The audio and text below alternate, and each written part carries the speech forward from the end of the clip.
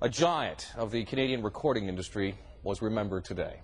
Janice Zolf was at the memorial for Jack Richardson. Janice? Well, Dan, Jack Richardson was an ad man turned record producer, a visionary creative guy who transformed the music industry in Canada. He remortgaged his house over 40 years ago to gamble on the Guess Who. Took them to New York to record their biggest hits. And he brought his life experience eventually to teach music industry arts at Fanshawe. Many of the 1,500 students he taught were among the friends who came to pay tribute to Jack today.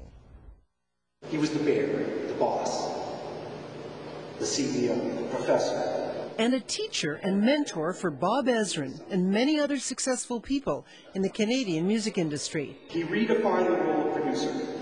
Ezrin went on to produce Kiss, Pink Floyd, Peter Gabriel, and Kanon's Waving Flag for Haiti.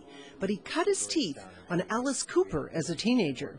I was sent to New York City to get rid of Alice Cooper, and instead I said I committed the company to doing it, and it was Jack. I had committed Jack, my boss, to producing Alice Cooper, so I was sure when I got back I'd be in real deep doo-doo. The visionary Richardson believed in many young people, including the Guess Who. Drummer Gary Peterson says Jack was like George Martin. He was their fifth Beatle. He sent a drumstick inscribed with "You're in every beat I play." Because your love has passed me by. Jack single-handedly created the Canadian music industry in its infancy, and it began with the Guess Who. He gave them that unmistakable sound, creating hits like She's Come Undone, These Eyes, and the iconic American Woman.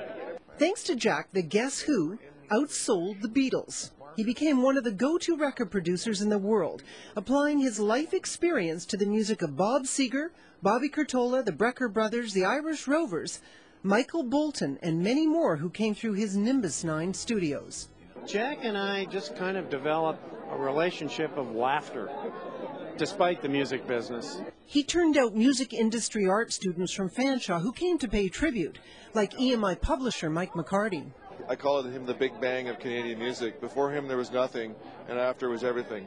Music was Jack's passion, but his true love was his children and wife of 60 years, Shirley. When Jack was a busy music producer, she took an ad out in Billboard magazine saying, "Please come home." Richardson touched every facet of Canadian music, even film and television. This past year, we used over 200 pieces of outside music in Degrassi, most of them Canadian independent artists. And it's that kind of joy in music and in Canadian music that Jack really instilled in everyone around him.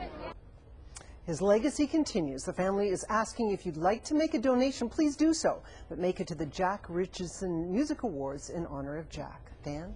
All right, thank you very much.